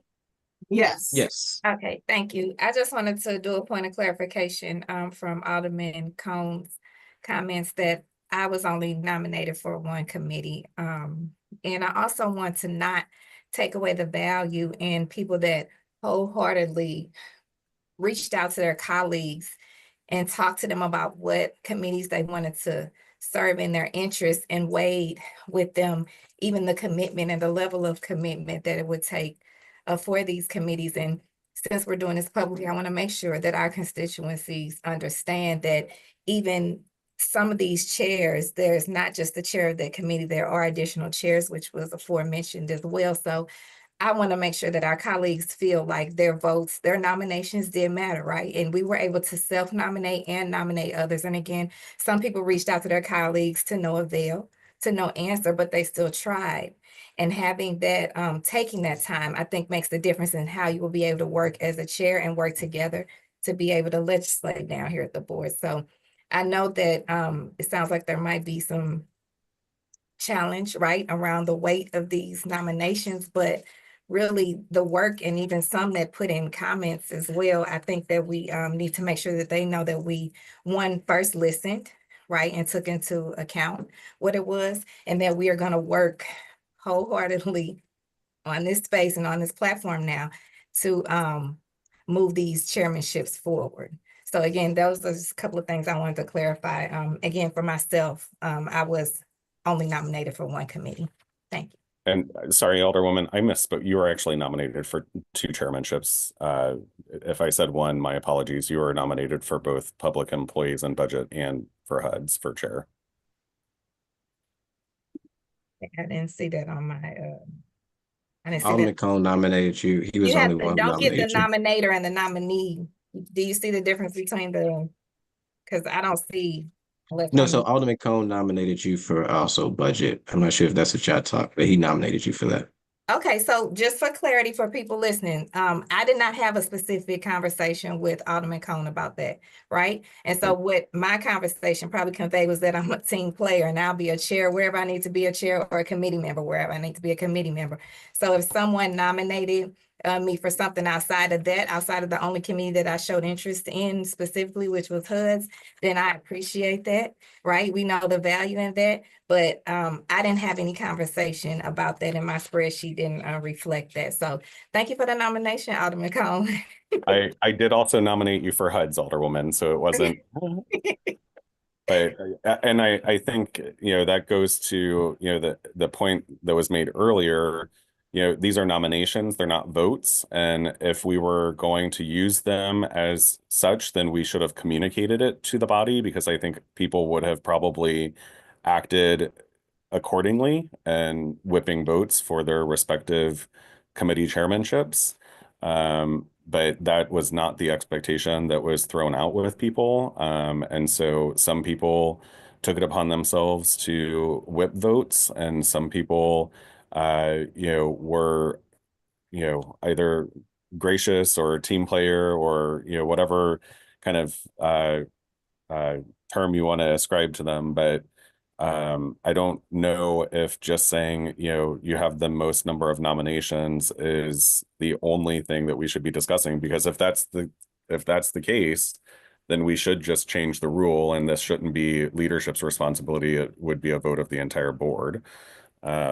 So, you know, I'm just throwing that out there. Yeah, and if I could just say, like, I don't think that, you know, we need to count it as votes per se, but I do want to recognize it in a couple of cases. More than the majority of members of the board, so 9 members of the board of aldermen, all nominated the same person for a chairmanship in 2 different occasions. And I do think that does carry some weight if, you know, the majority, you know, overwhelming majority of folks on the board have kind of put in a nomination for a certain person for a chairmanship. I think that is something to note, because that does, I think, demonstrate that there's some consensus amongst board members, kind of who they think should, you know, chair that committee. But And some so people nominated more than one person for the same committee chair role. Correct. So that I'll it, jump in. Oh, Alderman sorry. from the 14th. No, I want the alderman from the 3rd to finish. I didn't mean to cut you. Excuse me, cut you off, Alderman. no, I was just pointing, that's not really like one person, one vote in those situations. So, you know, someone might have gotten 9 votes, but if we were treating this as a bellwether or like a 1-to-1 correlation, then I probably wouldn't have cast 3 votes in that one particular, you know, committee that you're referring to, Madam President. Well, it's more indicative of approval voting. So who are all the people that you approve of for that committee? So then are we going to say that Alderman Aldridge and Alderman Oldenburg got the, you know, 2 most votes and public employees, and therefore they should go, we should have a renomination for that committee and have the alder people decide between those 2 who they would like to see chair? I mean, that's not a fair correlation. That's not what I'm saying. I'm just saying, like, as we are looking at data points, I think it does, you know, if more than a majority of members of the board all said that they approve of you know, one person for a chairmanship, I think that is a piece of data to be just to be aware of. Alderman from the 14th. Thank you, Madam Chair, members of the committee. I want to kind of piggyback from the Alderwoman from the 10th, because I know this is the first time we're doing this, you know, live. I think, you know, leadership learned 2 years ago of, you know, it's important to have these conversations in the public and with our colleagues. And I also want to go on record, this isn't, you know, when we talk about this nomination process, this isn't the first time the board has done this. I remember being a new member on leadership 2 years ago, and we did this nomination process. And, you know, some of the pushback that I'm hearing of why are we following this process now this way, you know, as a 2-member or as a new member that was barred from chairmanship because there was language in it that said if you're new that you have to wait 2 years, you know, that made sure that 4 of us couldn't get chairmanship. But the nominations, if we go back from 2 years ago, those same nominations as we're saying, we didn't use that as weight as votes. I mean, that's how, and I'm just going to be honest with my leadership colleague, that's how we literally did it. With people nominating, the alderman from Transportation Commerce, alderwoman for HUDs, and other members, there was a tie in certain cases where we said, hey, you're tied for these nominations, and we called alders to figure out, how to work it out. I don't think the nomination is a weighted thing, but I think it's also important to demonstrate that, this was put out there last board meeting, that everyone knew that you had to send nominations in. If there was alders like the alderman from the 10th said, like people that I think would make great chairs that call their colleague and explain why they want it. I don't think that was a bad thing. I think it is a more democratic way, not just based off of years of experience. If that was the case, we could have in our rules went back to Oway and just pass it off of leadership. I don't think there was an appetite for it. That's why, it didn't come up. But at the same time, I do believe that I don't want to also discredit the nomination process, because I know there are some alders that nominated themselves for multiple committees saying, hey, I'm willing to be a team player. And there were some alder people that said, hey, I think I'll be really strong in this process because maybe I have a vision to be able to move that committee forward in that way. So me personally, I will be moving in the way that with the nomination process of folks are able to send in emails and reach out to their colleagues and say which one you was interested in, but I'm not opposed to having a larger conversation of making sure that everyone's part of the team. And I think that's what we try to do by opening up the nomination process and reached out to people if they answered or didn't, to make sure that everyone's voice was kind of at the table.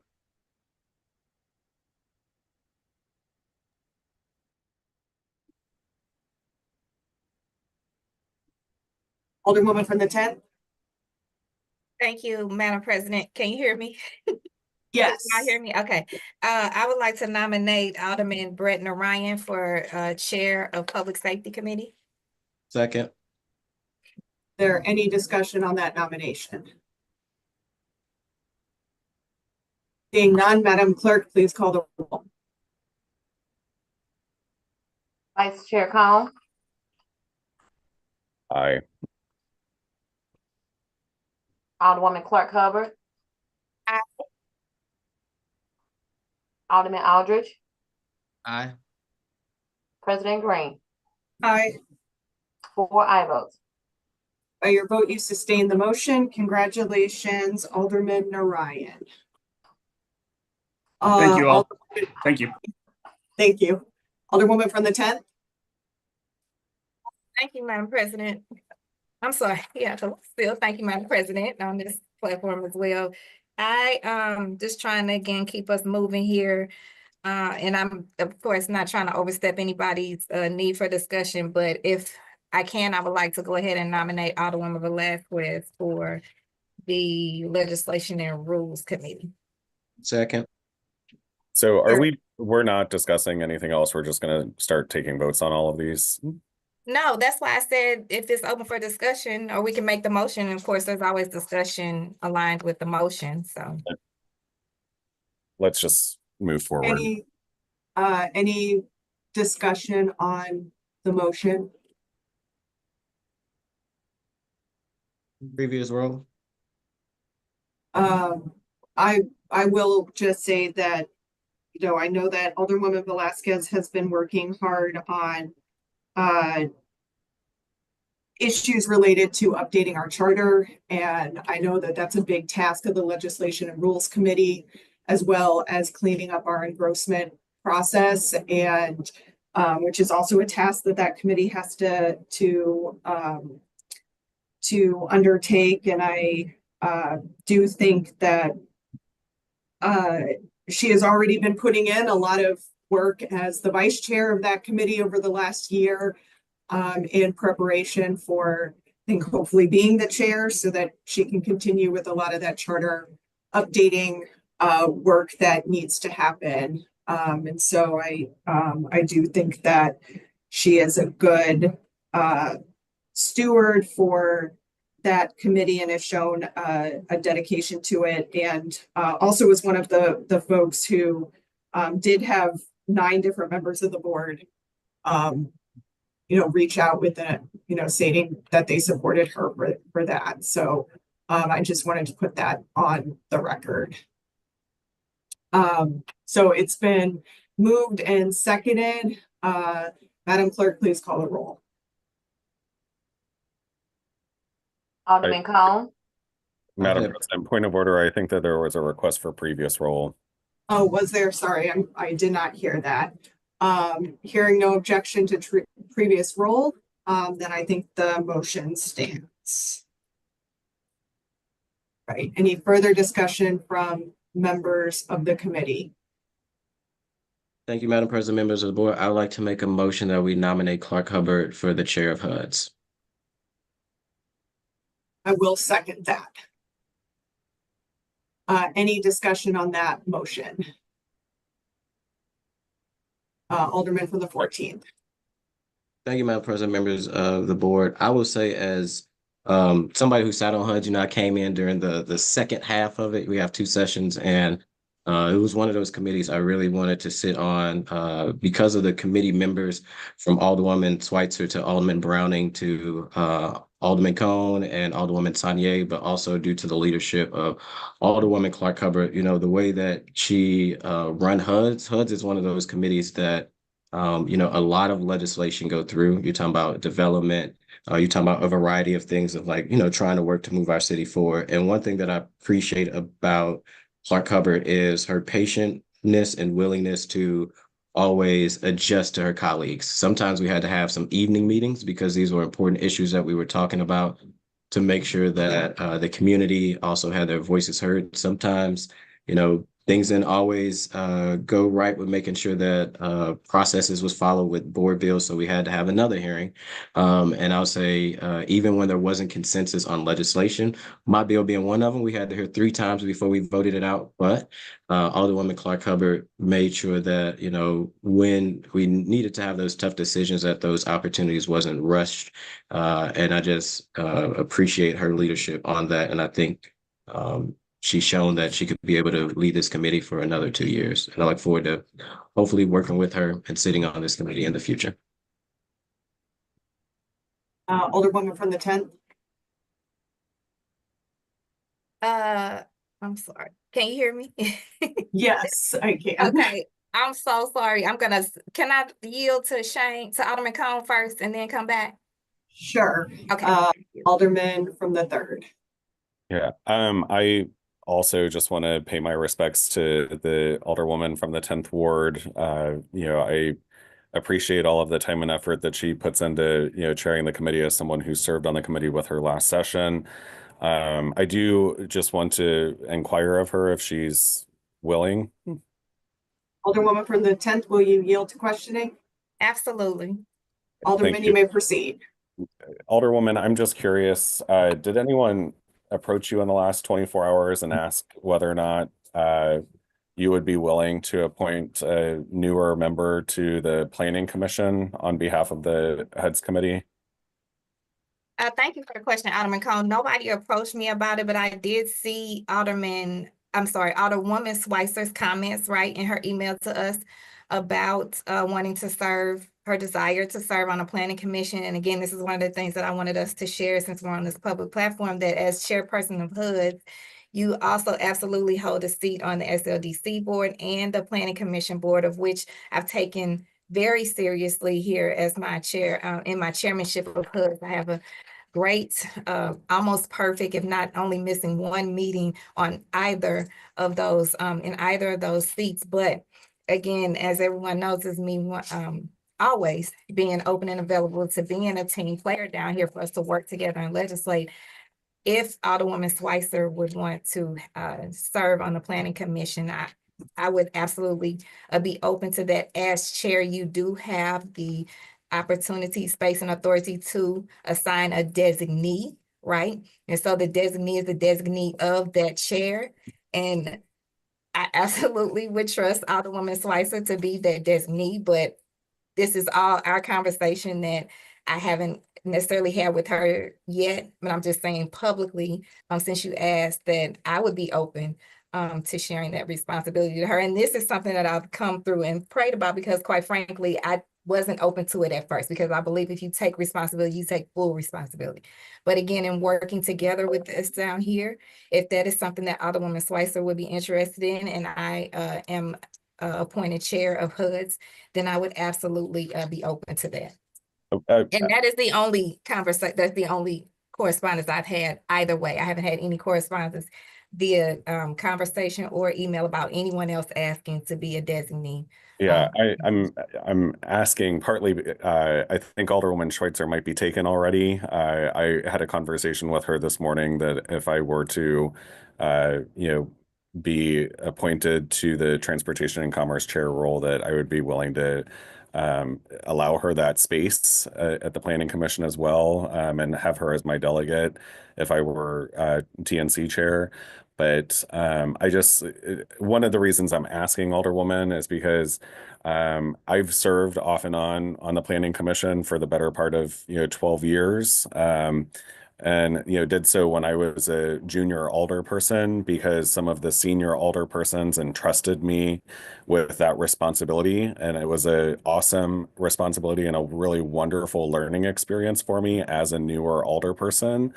And so, if you are, well, you've already been nominated for the chair of HUDs, but it would be, I think, you and I both served on the Planning Commission the past 2 years together, but I do think that it would be a good way for us to be able to allow some of our other colleagues who may not be chairs or vice chairs of committees the opportunity to learn and grow in their respective roles as well. So I just wanted to get your perspective on that, and so thank you. I do appreciate that. Would you be willing to do that, even though I've already kind of like taken Alderwoman Schweitzer out of the mix? I think maybe we should hold that until we talk to Alderwoman Schweitzer, right? Instead of just ping ponging and tug of war on her, right? But of course, I already stated I would be open to it for her, for Alderwoman Schweitzer. All right. Thank you, Alderwoman. I appreciate it.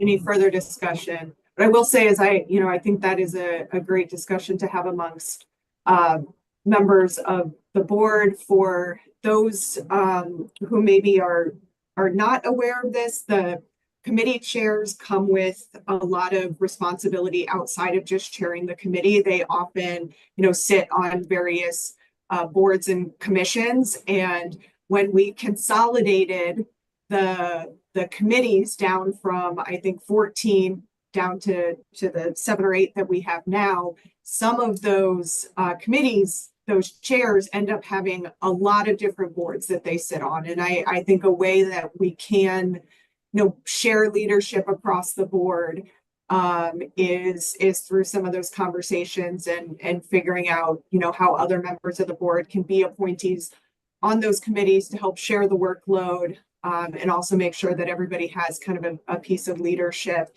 even if they're not a committee chair. And so I appreciate that those conversations are happening, and just want to thank colleagues for approaching it in that way. Back to where we are. Okay, we still have a motion on the table for Alderwoman Clark Hubbard. Is there any further discussion on that? Alderwoman from the 13th, it looks like. I'm sorry, because I'm multitasking. I'm bouncing meeting to meeting.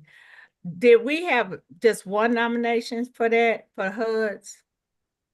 There were several nominations that were put in, but the motion that is in front of the committee right now is to nominate Alderwoman Clark Hubbard. Okay, I just say. Yes. Is there any further discussion? Seeing none, Madam Clerk, Previous please. row. Request for previous rules. Seeing no objection, motion passes. Right, where are we here? Want to take up budget at this point?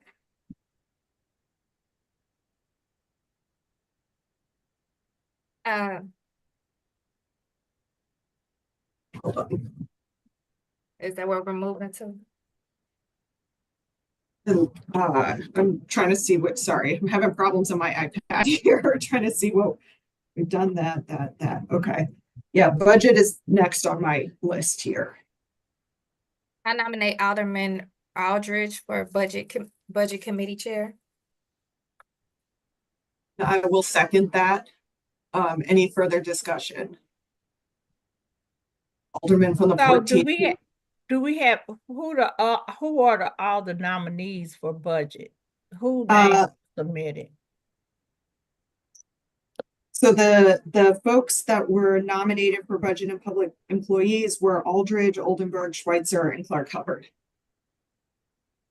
And so now each person has to nominate somebody on that list? How does that work?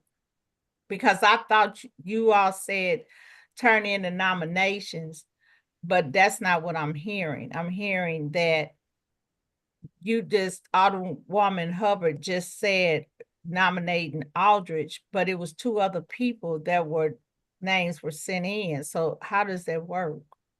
Out of the list of people that were nominated, so those are the 4 people who are eligible to be chair of budget because they have been nominated. So Alderman Aldridge received 9 nominations. Alderman Oldenburg received 4. Alderwoman Schweitzer received 1, and Alderwoman Clark Hubbard received 1. And so from that list, the committee has to then nominate somebody to actually be that chairman. And the Alderwoman from the 10th nominated the Alderman from the 14th off of that list. Interesting. Okay. Alderman from the 14th, did you want to say anything? Sure. So I'll say I appreciate the Alderwoman from the 10th nomination and your second, Madam President. So I've served on budget the last 2 years at the Board of Aldermen, and even though in a different chamber is not the same, but also served on budget for 5 years, dealing with an even bigger budget than the city of St. Louis when I was in the State House. You know, what I really appreciated the last 2 years with being on budget is always a great, unique way to really figure out every aspect of the city of St. Louis. In the last 2 years, as one of the budget members, our previous budget chair, Alderwoman Spencer, I will say did a really good job walking committee members through the process and actually was able to get amendments in. And I know in my 2 years of being on budget, I was able to get several amendments, probably the most money out of all members to be able to move for different programs. For me, I want to make sure this budget committee is focused in on categories and the priorities of each different department. So making sure, it's a week of public safety, a week of health services. And I think also, even though the budget meets during kind of the first few weeks of session, I think it's also important that, that doesn't stop the budget committee from meeting throughout the whole year to make sure that we're diving into the budget throughout the year and not just at the beginning of session. So making sure that we're having conversations with departments throughout the year to know, where they strong falls and where, maybe they're not spending money, and how we can be a help from the Board of Aldermen to work with ENA and to work with departments to make sure that these funds are flowing to the right department and ensuring that the community also has input in the process. I think that's one thing that the budget committee does well, is making sure that even though ENA only have one public hearing, that the Board of Aldermen always have multiple. And that's one of the things I want to continue to do. If nominated, kicking straight off after hearing from Paul Payne, of actually hearing from the community the same day, as well as several meetings later down the budget cycle to make sure we hear from residents north and south so that their input is also part of the budget process. There any further discussion? Any further discussion?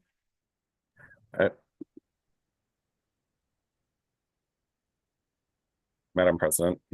It's Alderman from the 3rd. Thank you. Thanks, Alderman. I was one of the folks that nominated you for the chair of budget, and part of that rationale was because of your previous experience in the State House. I do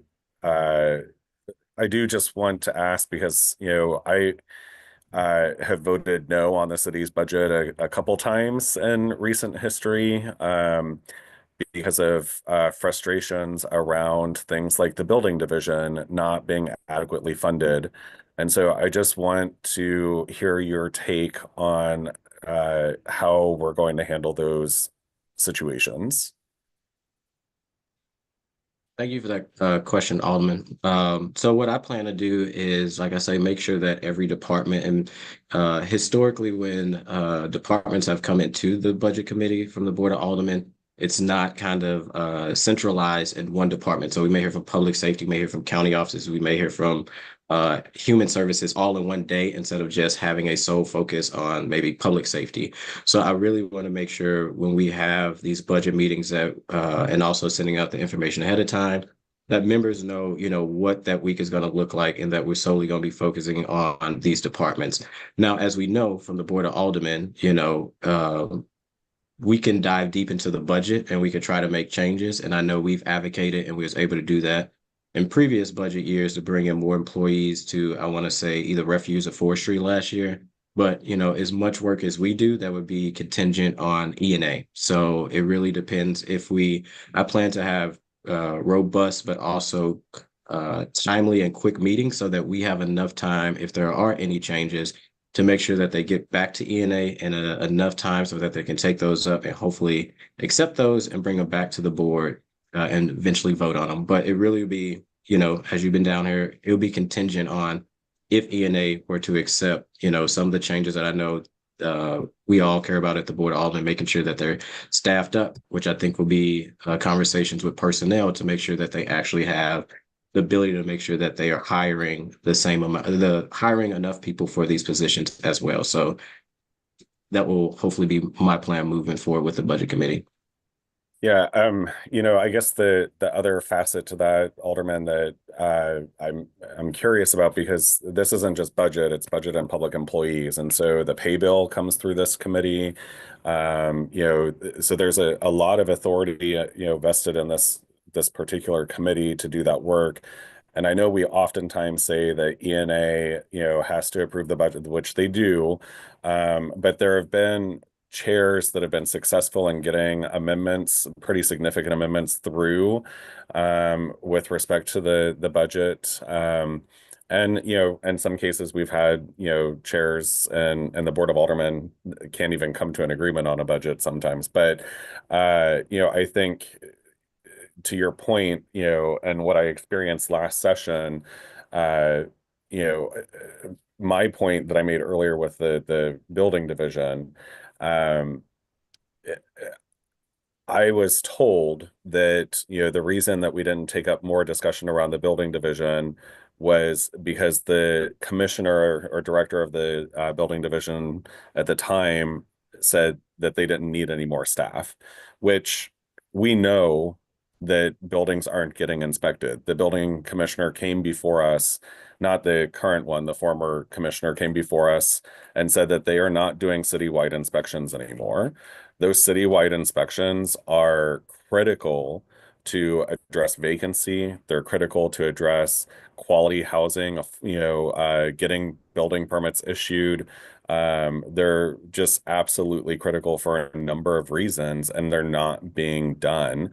And not the least of which of those issues is that if we're not doing inspections on a regular basis, the quality of housing goes down, our taxes go down, and 60% of the revenue that's collected through those real estate taxes goes to our public schools. So we are literally robbing our St. Louis public schools by not funding our building division adequately.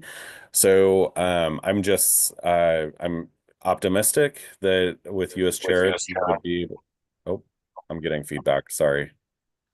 That we would be able to address those concerns. So I hope that I have your commitment to working through that together as well.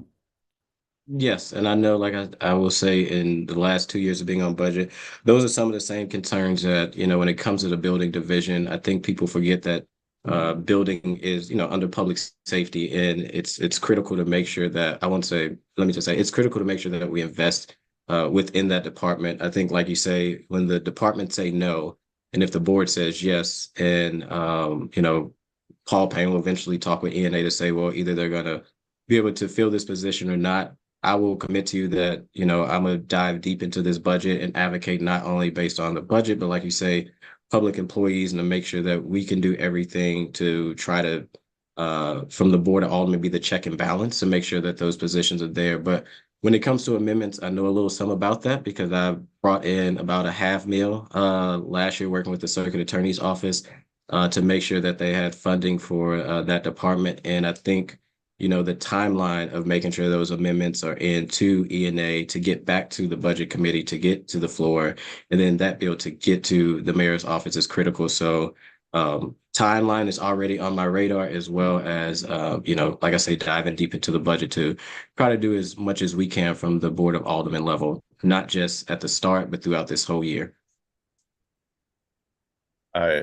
Thank you, Alderman. I apologize. I got a little distracted. They brought in an embarrassingly beautiful bouquet of flowers from my boyfriend into my office while you were responding to my question. So forgive me. A little delayed. I think they were for my birthday last week. But thank you for that commitment, Alderman. I do appreciate it. I don't have any further questions, Madam President.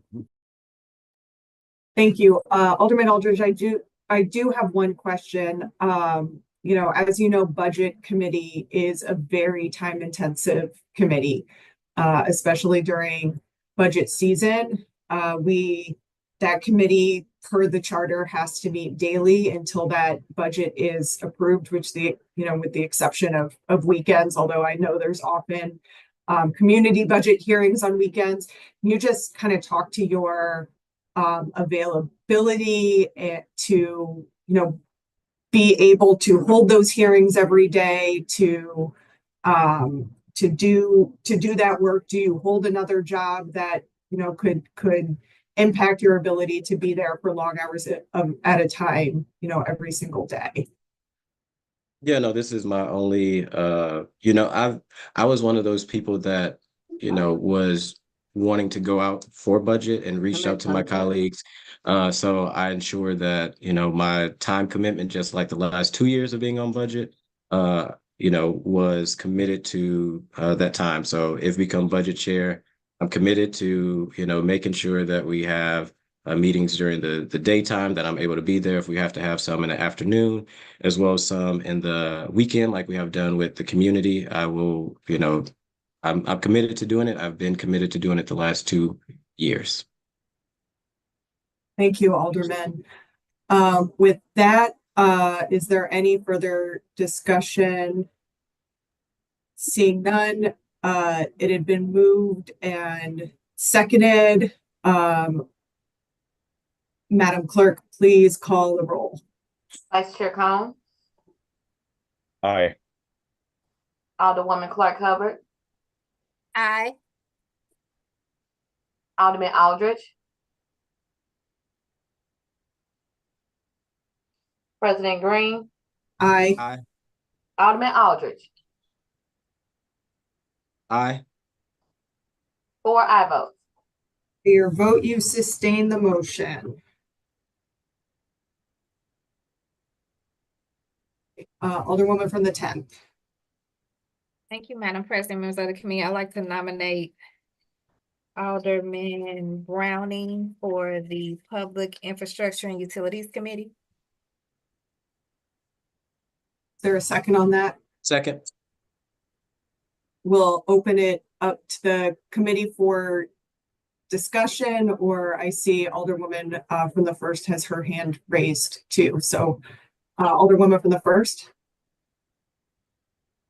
Thank you. If no one on the committee needs to speak, I've been chairing, thank you, Madam President and members of the committee. I've been chairing this committee for the last 2 years, and Alderman Browning has been acting as my co-chair, or sorry, vice chair, but really co-chair is maybe a more appropriate way of describing him. He has been really a right-hand person on this committee and somebody that works really hard to work on every single of the initiatives that I brought forward.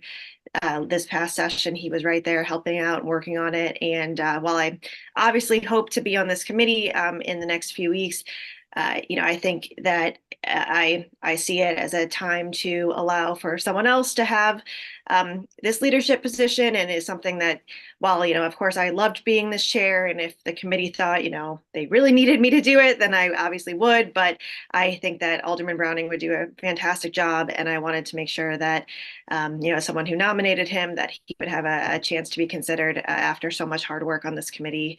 And especially as we move to the Department of Transportation taking shape, and all the work that will need to happen to make sure that that gets off the ground in the best way possible. So I think that it would be a great decision by this committee to have him as the chair of Public Infrastructure and Utilities. You, Alderwoman from the 1st. Any further discussion? Alderman for the 14th. Thank you, Madam Chair, members of the committee. I second everything that, the Alderwoman from the 1st said.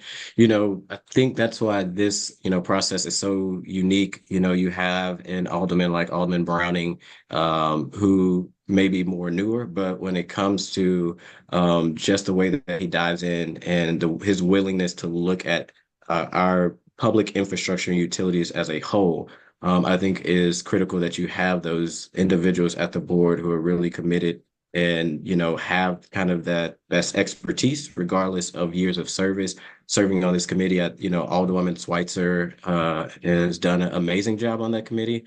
Her and Alderman Browning, work very great to make sure that we have a open view of what our streets look like, our utility companies look like. They do it so well that they loved it so much that I had to get off of it, because they really got into the weeds of it. But those are the type of people that, I think you need to serve in these on these committees when it comes to making sure that we have the right folks really diving into those areas. And I just also want to give a shout out to Alderwoman Schweitzer. I think it shows leadership. She is more senior than Alderman Browning, and she could have said, because I've been here longer, I deserve this.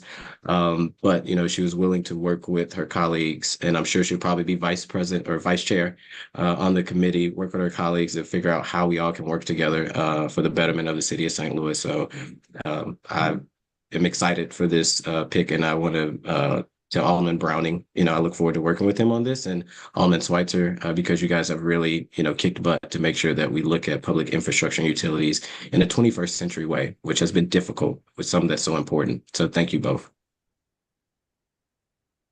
Any further discussion? I will just say ditto to everything that the Alderwoman from the 1st and Alderman from the 14th said, so as not to belabor the point and move us along. But I am really grateful for the work that Alderman Browning's been doing on trying to build out Proposition T and help us as we transition over to a Department of Transportation. And I think that'll be an important chairmanship kind of going forward. So if there's no further discussion, there's been a motion and a second. Madam Clerk, please call the roll. Vice Chair Cone, Aye. Alderwoman Clark Hubbard, Aye. Alderman Aldridge, Aye. President Green. Aye. 4 aye votes. By your vote, you sustain the motion. All right, the last one that we have is Transportation and Commerce. Is that correct? I'm Yes. sorry, Madam President, we still have, which I was just gonna ask to do, to nominate, we still have the special committee on what St. Louis has a lot of, which is red tape. Okay.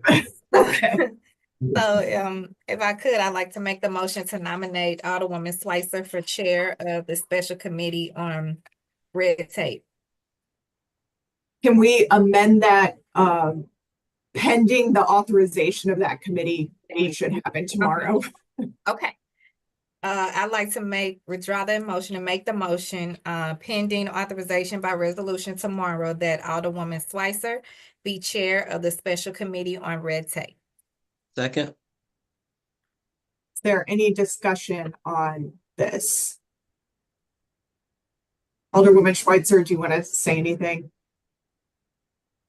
Thank you so much, Madam President and members of the committee. I appreciate the nomination and would be excited to do the work of getting into this topic. Thank you for your time. Any further discussion? Seeing none, Previous there's row. motion and a second as previous roll. Hearing no objection to previous roll, motion passes. I'm sorry, President Green, who seconded that motion? Thank you. Yeah. All right, last committee then is Transportation and Commerce. So it's down basically between kind of two folks who don't, currently have assignments to committee. This was the most even split of committees because Alderwoman Schweitzer had 2, Alderman Oldenburg had 2, Alderman Cohn had 2, Alderman Browning had 1. And we will take Browning and Schweitzer out of the running, given that they have already been assigned to committees. So with that, I will open it up for discussion and/or a motion from the committee. I'm prepared to make a motion, but I did see Alderman, unless we want to go into discussion, because the only reason I'm asking is because of how you said it was split, and I did see Alderman Oldenburg turn his video on, so I didn't know if he was wanting to speak or. No, I'm happy to defer to the leadership's wisdom here on what motion needs to come forward next. I've served with Alderman Cohn for 8 or 9 years now, and he's an excellent individual. I got no problem with him. And with that being said, why don't you just make a motion for him to chair the TNC committee, and I'll catch you all on the flip. Thank you, Alderman Oldenburg. Not the flip. You, Alderman Oldenburg. Well, that made our job easy. With that, I nominate Alderman Cohn as chair of the Transportation and Commerce Committee. Second. Been moved and seconded. Is there any discussion? Alderman from the 14th. Thank you, Madam President, members of the board. Just so I'm clear, because I know, Alderman Cohn, you had asked Alderwoman Clark Hubbard about planning and zoning, and I know, you have had interest of last session, like you say, deferring it to another member. Do you have, I guess, after the conversation with you and Alderwoman Schweitzer, is that something you plan to work with her on so that, we can share leadership roles when it comes to planning and zoning for that committee? I do agree with the alder lady from the 10th that when we accept leadership and responsibility, we should do it wholly. But I have also been the beneficiary of gracious leadership in the past with respect to other senior alderpersons when I was a newly tenured alder, allowing me the opportunity, as I mentioned earlier, to participate on the planning commission. And as I spoke with the alderwoman from the first ward this morning, I shared that with her, and I would be more than happy to afford her that same opportunity. And then the alder lady from the 10th and I can argue about it later. I just know, as you know, that the interest, I know that was one of the things last session, you said you was willing to already kind of pass it on to somebody. So if you get it again, I was, just curious if you're still in that same headspace. Alderman, there are reasons and seasons for everything. And, as I talked to the president last night, we all have lives. There's health, family, all sorts of things that happen outside of these 4 walls. that drive those decisions. And so, but as I've mentioned several times now, I've already had that conversation with the alderwoman from the first, and I'm happy to move forward as I've committed. Is there any All I had, further, Alderman. That's all. any further discussion? Then seeing none, it's been moved and seconded. Madam Clerk, please call the roll. Vice Chair Cone, Aye. Alderwoman Clark Hubbard, Aye. Alderman Aldridge, Aye. President Green, Aye. 4 aye votes. By your vote, you sustain the motion. That concludes the discussion of committee chairs. Is there any written testimony? No. Right? Any announcements from members of the committee? Seeing none, all members are present. I will entertain a motion to adjourn. So moved. Second. All Very those in good favor call. signify by saying aye. There's been a request Aye. for roll, no objection. We are adjourned.